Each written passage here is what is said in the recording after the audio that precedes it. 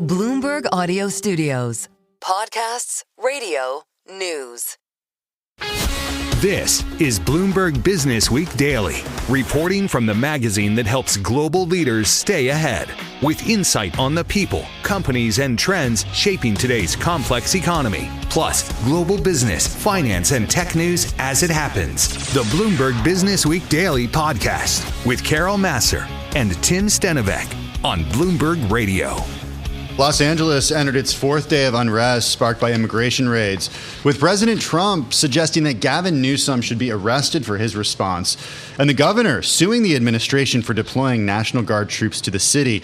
Separately, the Pentagon is mobilizing 500 active duty Marines to help reinforce the National Guard in response to protests in Los Angeles. This according to a person familiar with the matter. All right, so let's get to it with Sarah McGregor. She is with us. She's Bloomberg News National Team Managing Editor based in Los Angeles, and she joins us from the LA Bureau. Sarah, we've talked with you before, different moments of crisis in and around the LA area. Just talk to us, first of all, a little perspective from you and this city and what you have seen over the last few days. Absolutely. I think the last time we spoke, it was during the LA wildfires when the California National Guard were here to protect people. And of course, now we're seeing them in the city at the order of Trump against the wishes of Newsom, trying to quell demonstrations that are across the city. And just to put into context today, over the weekend, we did see some violence, some clashes with the police, more than 30 people arrested at those. But, it's quite isolated pockets. Downtown LA, just areas south of the city. This is in response to immigration raids. Today, what we're seeing are largely peaceful protests so far. There's a large gathering in downtown LA, but so far we aren't seeing that sort of violence that picked up later in the day yesterday. So, just to put that into perspective, as the Marines are now being sent, actually we are reporting it's 700 now. We've gotten more information that it's now 700, and so apparently they're on their way to LA, and that definitely sets the stage for tensions to rise. I think people outside of the Los Angeles area and perhaps in Los Angeles, they see images of unrest in LA, and if they're of a certain age, maybe they think of 1992 and what we saw in the wake of the video of Rodney King being beaten and the riots that happened in April and May of that year. Can you contextualize that and just put this into historical context of what the city has seen? I don't want to downplay anything because I do know, police officers have been hurt, and they're the security forces have definitely had to respond, and they've thrown bricks. Different charges have been laid, including attempted murder for throwing a Molotov cocktail. So there's definitely some serious counts here. But ultimately, the city is widely calm, and I think it's just sort of the comparable now of sending in the National Guard, now sending in Marines, that really it doesn't seem to be a match in terms of. And that's what the Newsom administration would say. It doesn't really seem to be a match in terms of what the needs are for the security forces. So that's not to say that things could escalate, but I think the worry from Newsom, from Mayor Bass, is that it's actually by sending in the big guns that tensions will rise and people will lose their cool. And so I think they're more worried that the show of force will actually make the situation even worse. You mentioned today, Sarah, that we're seeing some peaceful protests. I'm just curious, though, have the protests grown in number? It is really hard to tell because they are spread out. It does seem in sort of similar numbers from day to day in terms of protesters. Today, we're actually seeing a large number of people in downtown LA protesting a major labor leader who has been detained. He's been charged actually now with obstructing the pathway of a federal vehicle, and so he's going to face charges on that. And some local leaders like Maxine Waters, some Democratic leaders, Adam Schiff, have called for his release, have asked to enter the detention center where he's being held, and they were denied. So I think that's raising some tensions on a whole other level of just a bit of an outcry about this labor leader being detained. Sarah, when we last checked in with you regularly, it was during the devastating wildfires in and around the Los Angeles area. At that time, Mayor Karen Bass was getting a lot of criticism from folks about the city's response to the fires. How would you characterize the role that she's taken during this latest episode that we're speaking to you about? What has she been doing? I think because, the exchange, especially today on social media, has largely been between Newsom and Trump. Newsom's, just sent a tweet out, for instance, with a picture of some of the National Guard sleeping on the floor, saying Trump sent these people here and now they have no place to rest, they have no food.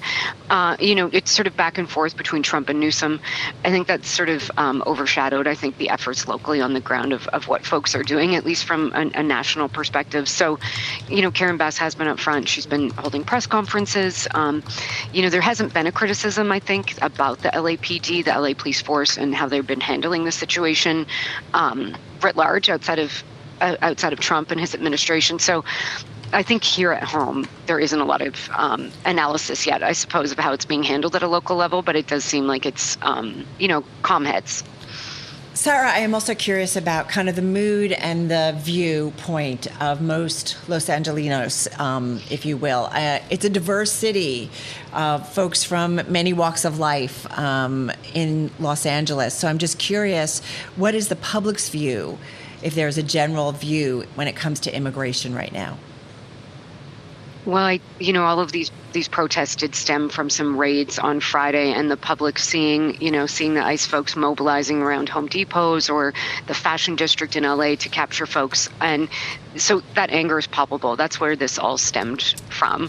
We have been receiving LAUSD. The school district has had a press conference today, telling people they're not going to cooperate with ICE in terms of, handing over anyone or giving names and numbers of, parents in the school district. They're going to protect the kids. So I do think it sort of raises that awareness that, in a way, I think there have been isolated raids in LA, but we haven't really felt the brunt of this deportation campaign by Trump. And I think as they've scaled things up to try and reach numbers, to try and reach their 3,000 a day minimum of arrests, we started to see LA be ground zero for that. Yeah, it's been remarkable to see play out over the last 4 days. Governor Cuomo, who's running for mayor of New York City, was on Bloomberg Surveillance a little earlier, Sarah, and he made the point that you might actually see, he made the point that what you see in Los Angeles, you could see in New York City next. And I'm just wondering how you view a comment such as that with regard to what you've seen the federal government and what we've reported the federal government do in Los Angeles. Absolutely. I mean, we are watching out, of course, to see if sort of protests break out in other cities in solidarity of what's happening in LA. We saw some protests in San Francisco, for example, yesterday where 60 people were arrested. So it is possible, especially in some of these blue states where they have sanctuary city policies that the Trump administration has been very critical of. It is something to watch out for, whether similar things will unfold in these cities. All right, we're going to leave it on that note. Listen, Sarah, thanks so much for always keeping us up to date. Sarah McGregor, she is our Bloomberg News national team managing editor. She's based in Los Angeles, and she's been joining us from our LA bureau. You're listening to the Bloomberg Businessweek Daily Podcast. Catch us live weekday afternoons from 2 to 5 Eastern. Listen on Apple CarPlay and Android Auto with the Bloomberg Business app, or watch us live on YouTube. Well, trade talks between the U.S. and China stretched on in London. The U.S. signaled a willingness to remove restrictions on some tech exports in exchange for assurances that China is easing limits on rare earth shipments. The meeting began just after 1 p.m. local time. It's expected to extend into the UK evening. It may restart on Tuesday, Carol, if necessary. We got a great voice on this. We do indeed. Back with us, Dexter Tiff Roberts. He's non-resident senior fellow at the Atlantic Council's Global China Hub. He's also author of Trade War, a weekly newsletter on China's economy. He's also professor of Chinese politics at the University of Montana. He's former Bloomberg Businessweek China bureau chief. He lived in Beijing for 2 decades, covering it all for Businessweek. And he's author of the 2020 book. We've talked to him about this, The Myth of Chinese Capitalism, The Worker, the Factory, and the Future of the World. Sorry, we're out of time now with the interview. But this is why you want to talk to him about China. He joins us from Missoula, Montana. Tiff, good to have you back with us. These negotiations between the U.S. and China, what for you is what you think we should all have on our radar here? Well, it's all from the U.S. perspective. As we know, it's all about rare earth exports. We've got ourselves in a situation over a number of years where China absolutely dominates the production and the processing of these crucial rare earths that we need for almost everything. You name it, we need it. We need rare earths, smartphones. Electric vehicles, robotics, And missile systems, defense needs as well. Tiff, if that's the case, and we spoke to Gracelyn Baskrin at CSIS a little earlier in our program. She joined us from South Africa, and we talked specifically about rare earths. But in the context of trade negotiations and who actually has the leverage, since for the U.S. this is all about rare earths, does that mean that China has the upper hand in your view? Well, I actually do think China has a little bit more leverage than the U.S., but it's close. We had the numbers earlier this week. Chinese exports disappointed. We saw this dramatic, I think it was 34.5% drop in exports to the U.S. They've been doing a little bit better because they've been selling a lot to Southeast Asia, the EU, and Africa, but not well enough. So it's not like China's not hurting, but I do think on the U.S. side, there's these real fears about inflation if the trade war goes on. We saw the relatively weak job report, and we got something called the midterm elections coming up, and China, as we know, doesn't have any midterm elections ahead.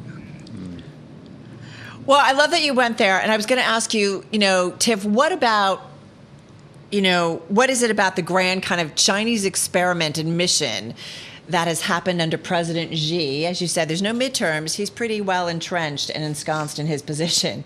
But what is it about his mission, his great experiment, and kind of goal in creating the Chinese economy that we look at today? What about it works?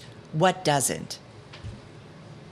Well, first of all, I would just say that grand goal that it's clear Xi Jinping has and has been, vocalized and publicized more often in Chinese than English, but they're very clear that they want China to play a dominant role in global supply chains, as they already do, but they want to strengthen that at the high end, and they want to dominate advanced technology. So first of all, that grand goal that we see out of Beijing, unfortunately, is in direct conflict with what we would like to see in the U.S. So I guess I just say at the outset, we may get some agreements. I think we will out of London, but I'm really skeptical that they're going to last long term for that reason. There's a real difference of opinions, if you will, about who's going to lead in advanced tech and supply chains globally. Tiff, this is almost an impossible question for any single person to answer, but I think you can probably give as good of a view into this as anybody else. For the last few months, Carol and I have been trying to figure out what exactly is happening on the ground when it comes to the Chinese economy. To what extent is the Chinese economy ahead of the U.S. when it comes to electric vehicles, when it comes to robotics, when it comes to AI? Because over the last few years, what we've learned is that there's, yes, been a property crisis. The consumer is under pressure. There's a debt crisis, certainly, as well, we've reported on extensively. So how would you characterize the Chinese consumer, the Chinese economy, and where the strengths and weaknesses are right now? Well, there's a real, you've just hit upon it, Tim. There's this real dichotomy. We have seen tremendous success in areas like electric vehicles. There's no question now that they are doing far better than we are and leading the world in terms of affordable and very good electric vehicles. And I saw that last year when I rode in some as well when I was in China. We saw, obviously areas like smartphones. Apple fell out of the top 5 brands in the China market. So there's huge success there. Robotics, again, very, very impressive. Obviously, with AI, we saw with the Sputnik moment, as people referred to it, with DeepSeek, an absolutely impressive large language, LLM. So that's the one side. On the other side, you have, you mentioned, you have a very weak consumer market. You have an overhang continuing from the real estate market, which has been so important to the economy, and then also the pandemic. They've really never recovered from it. So we saw both those cited by the OECD earlier this week when they downgraded their forecast for Chinese growth, I think, to 4.6% for next year. It's not clear what China's strategy is at this point to actually reverse that and bring confidence back, not just to the household, but also to the private sector as well. Tiff, what I find really interesting is basically you've got the 2 largest economies in the world wanting to stay or be number one, right? And what's interesting is I feel like the U.S. is kind of trying to put limitations on the China or telling European allies what you can or can't sell to China. And, it's like, and yet we don't want China to put any restrictions on us. So I'm curious to see how this plays out. And I think a big part of it will be where allies fall. And so what kind of carving up of the world will we see? And who do you expect will ally themselves with China, who with the United States? And does Donald Trump make it better or worse for the U.S. developing the alliances that it really needs? Well, wonderful and very important question, Carol. If you'd asked me 6 months ago, before January 20th, I think we could see some pretty solid allies in Europe, among some of our real close partners in Asia, Japan, South Korea, Australia. Since January 20th, since the tariffs, the beautiful tariffs that have been, imposed and threatened over 50 times, by the way, over 50 different tariffs and adjustments to tariff policy coming out of Washington. I think our alliances are feeling, I'm afraid, a little bit, our allies and our alliances are a bit frayed. So, the other thing I just want to mention, China hasn't been sitting still at all. They are very aware, the U.S. has been aware as well, about this almost existential tech and supply chain rivalry between the two countries. They've spent the recent years really sort of redirecting the countries, their investment focus. So we see, for example, just take a basic agricultural product. We've seen how they made tremendous strides in lessening their reliance on American soybeans and instead buy the majority now from Brazil. We've seen that across the board.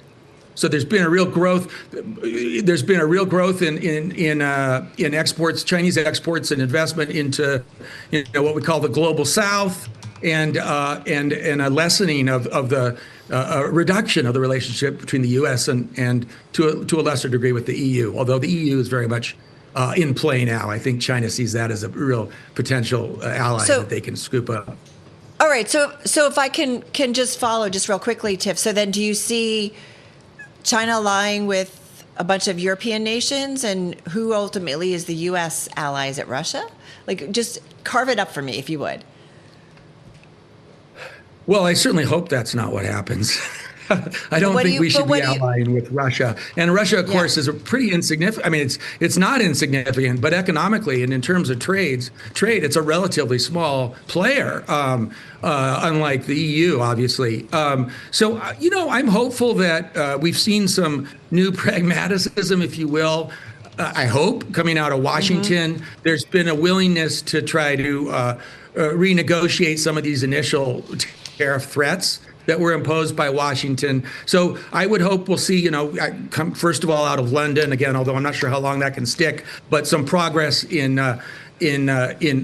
cooling tensions, and then moving on to some of our other partners. Obviously, there's been the talks with India as well.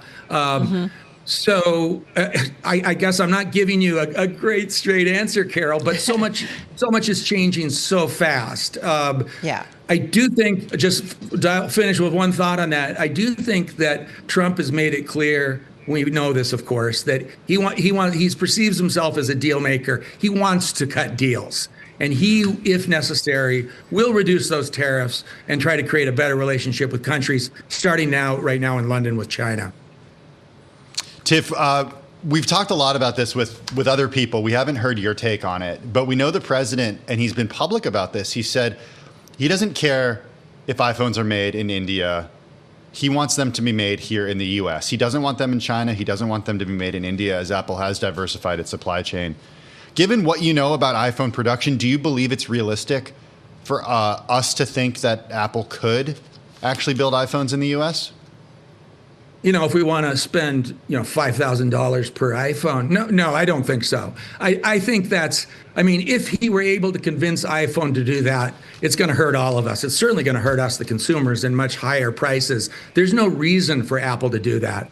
And even as Apple has fallen out of the top 5 places in the China market, China is an important market for Apple. India is an important market going forward. So there's no reason for Apple to do that. Electric vehicles. vehicles. That's an interesting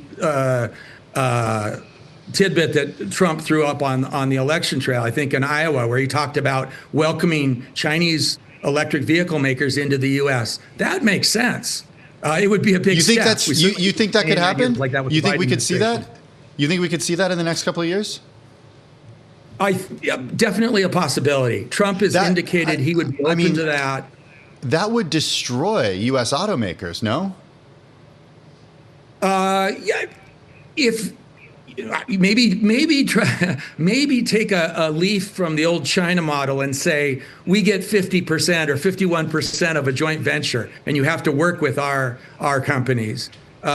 This is sounds a little crazy, but that's what China did, and it worked very well for them. Maybe the U.S. could try something like that. And Trump, again, he has indicated that he might be open to that. The idea that you would have big Chinese factories in the U.S. And creating American jobs. Certainly that's what Europe is doing right now.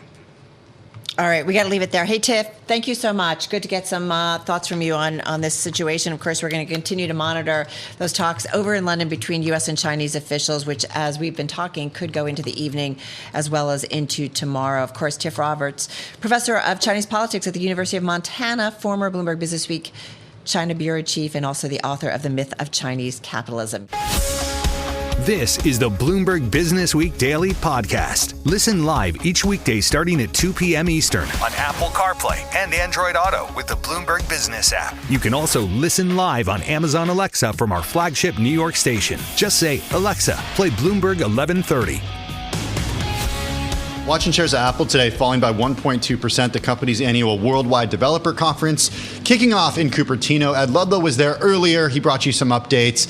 You could kind of wait around all year for the WWDC to get some news, or you could just read what Mark Gurman has been writing in his newsletter and what he's been reporting for Bloomberg subscribers and terminal clients, because he pretty much called everything. Mark Gurman is joining us now. He's managing editor for Global Consumer Technology. He joins us from our Bloomberg Los Angeles bureau. Mark, I'm kind of joking, but I'm also kind of not joking. We knew a lot of this was coming thanks to your reporting. Did you learn anything new at WWDC today?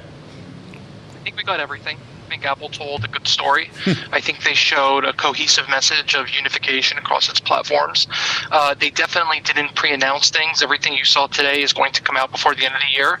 That's why you didn't see much forward-looking stuff like you've seen the past 2 years. They got a lot of flack for that.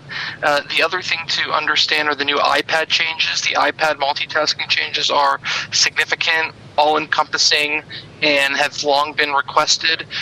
They make the iPad function more like a Mac, and it certainly is going to be a big improvement for people who are relying more and more on devices like the iPad as their main computing platform.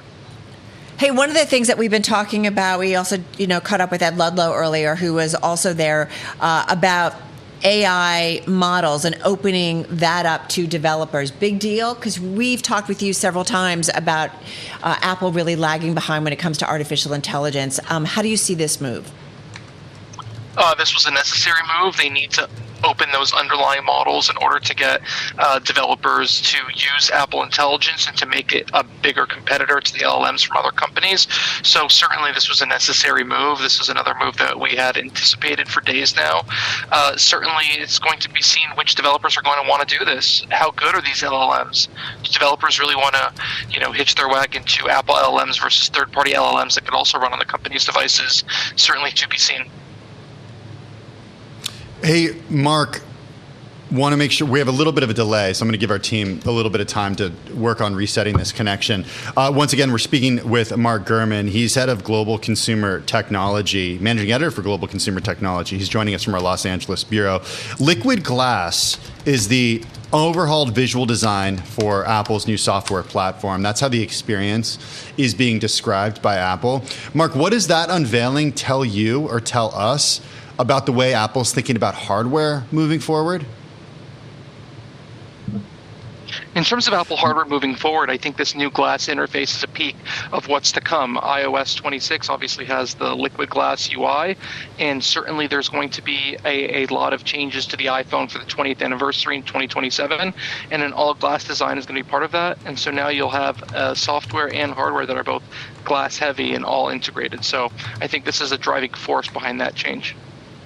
Anything you heard from the developers that were there, Mark, that kind of, were they more hopeful? Were they more excited? Were they more like, we wanted more? I'm just curious, any kind of feedback that you've been hearing?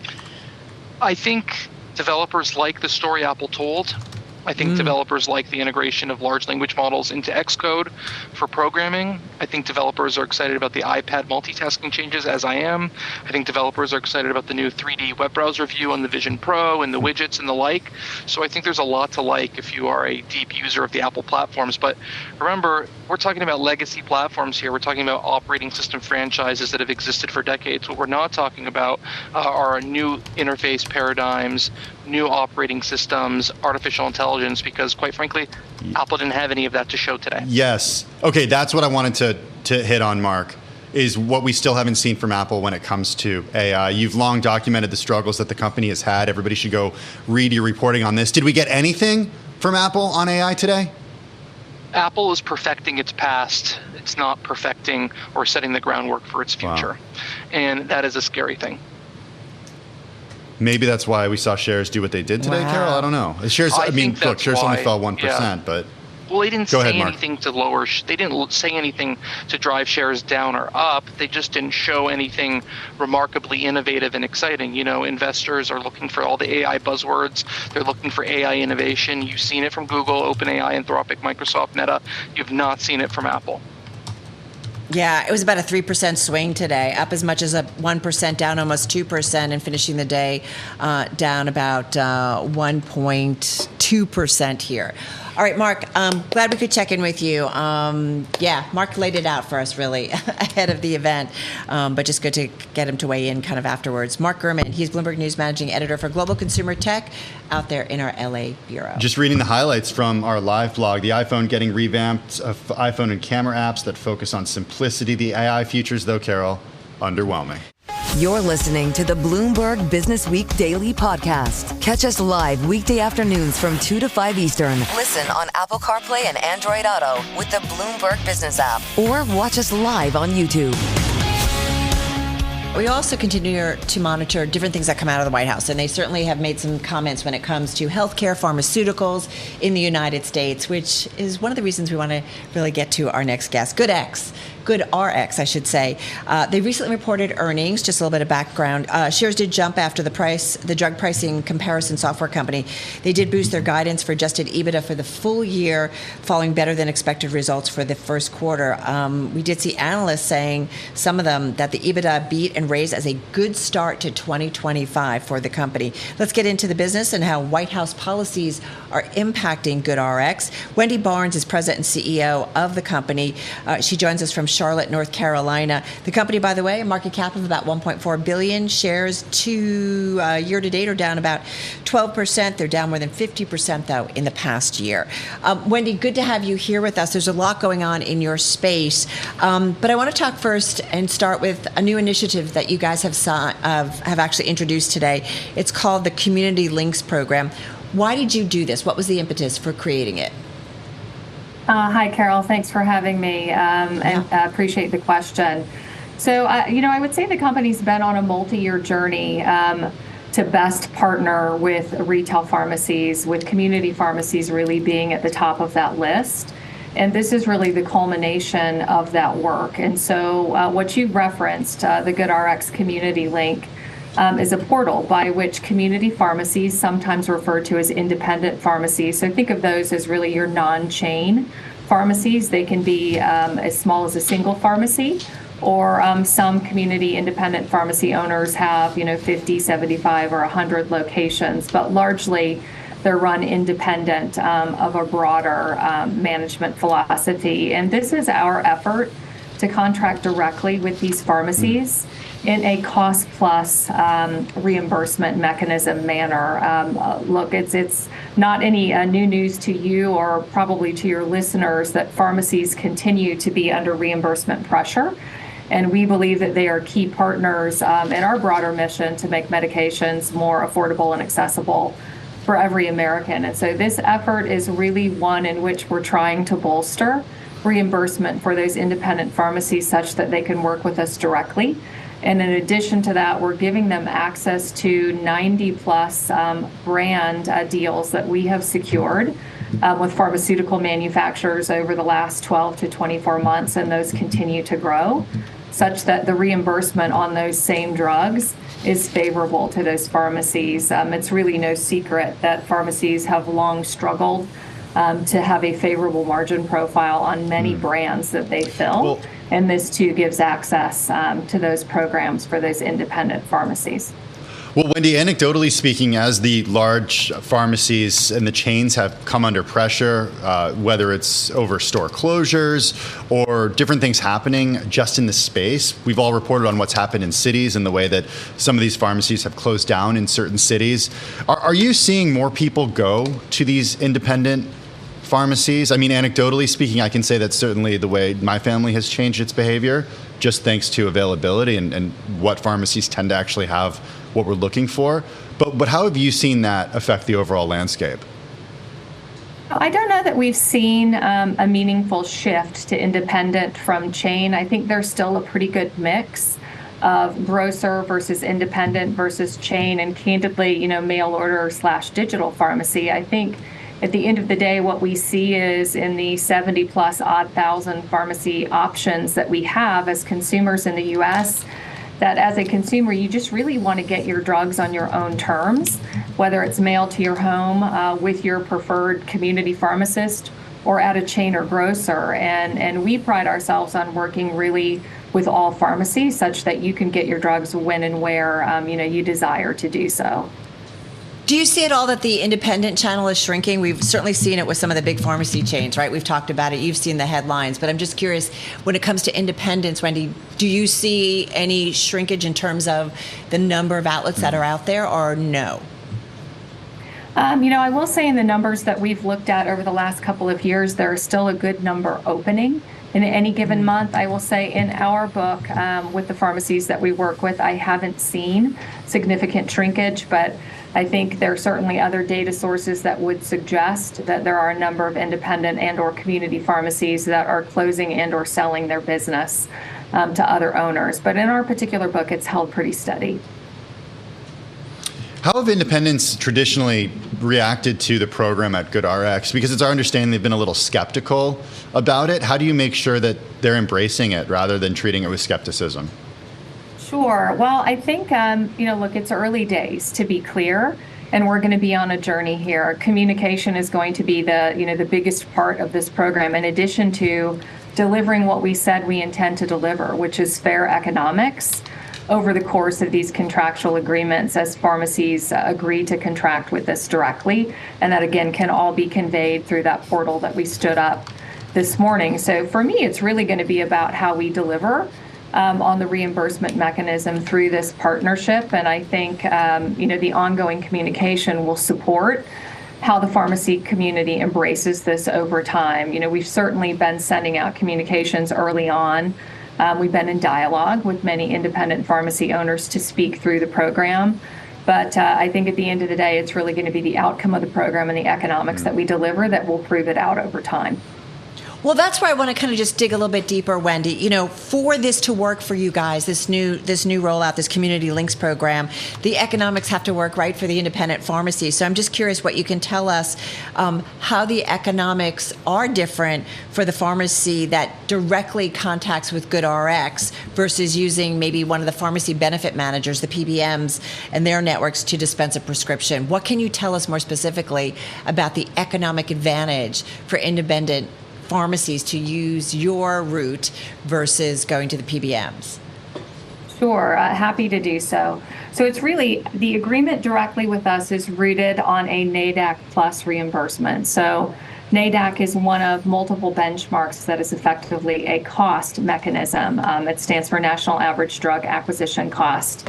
And we are negotiating with independent pharmacies to do this with that predicated as the baseline plus an amount that keeps them profitable on filling these claims. So that's really the precursor, if you will, and or the meat of how this agreement will work, which again provides favorable economics to these pharmacies. The distinction, Carol, as you called out, to perhaps doing it through a larger payer, when you think about how it works through, let's just say, a larger PBM, there are multiple patient pay / cash networks through which an independent pharmacy can participate. And when they're in that type of an algorithm, for lack of better description, typically it's going to search for not necessarily favorable margin for the pharmacy. And so there would be times in their previous arrangement whereby they may not always have favorable economics to fill those prescriptions. And by contracting directly, we're putting terms and conditions in the agreement that allow them to have certainty around not only the reimbursement, but also access to drugs that they're not fulfilling today in patient pay programs. Again, that would be the list of brands that I mentioned that I believe are 90 plus at this point. So they're going to have certainty around how they're reimbursed in this direct engagement through us that they're not getting through their arrangements today. Hey, Wendy, we're watching everything happening outside of Washington and coming out of Washington really closely. We're expected to hear from the president in just a few minutes. There's an event happening in the Oval Office that's about a kid account event scheduled. It was scheduled for 2 p.m. We understand the press pool has gathered. If the president starts to take questions, we will certainly go there. In the meantime, thinking about healthcare in the United States, it is inextricably bound to politics, and no question, if the what the president calls the big beautiful bill were to pass, we could see, at least according to the CBO, estimates of a dramatic increase in the number of uninsured, almost 8 million. What does that mean for your business, and how much of your business comes from Medicaid and uninsured people today? So interestingly, of the users who access our pricing on any given day, roughly 90% actually have insurance today. So I think there's a bit of a misperception that the overwhelming number of consumers who use us, in fact, don't have insurance, which is not the case. Having said that, who does come and look for pricing through our different platforms is your consumer who's motivated to check for competitive pricing, whether they have insurance or not. And we continue to be the number one platform to look for the best price deal that you can find on any particular medication. So as it pertains to what may or may not pass in the bill, whether it's inclusive of Medicaid cuts, which continue to be advanced, and or other cuts that would put pressure on your typical household income, what we do know is that those should produce tailwinds for us as a business, for consumers, whether they're insured or not. But specifically as it relates to Medicaid cuts and the number of individuals that may fall out of coverage, we do believe that that presents an opportunity for us to continue to support any American that really is struggling to purchase their medications. Wendy, just got 30 seconds. You know, the word that we all use to describe the environment right now is uncertain. There's a lot coming at certainly leaders and CEOs. Just in your industry, too, you've got Rite Aid doing a bankruptcy. You know, I think about the macro within your business and just macro overall. Just got about 25 seconds. How do you look at the outlook, just quickly? You know, the outlook, you're right. Turbulent is a fair description. Having said that, businesses that stay the course and have a mission that makes sense for the consumers in which we serve will continue to thrive. And our goal, of course, is getting medication affordably and effectively into the hands of every American who need it. And we believe we'll be in a position to take advantage. Wendy Barnes, President and CEO of GoodRx. This is the Bloomberg Businessweek Daily Podcast. Available on Apple, Spotify, and anywhere else you get your podcasts. Listen live weekday afternoons from 2 to 5 p.m. Eastern on Bloomberg.com, the iHeartRadio app, TuneIn, and the Bloomberg Business app. You can also watch us live every weekday on YouTube and always on the Bloomberg Terminal.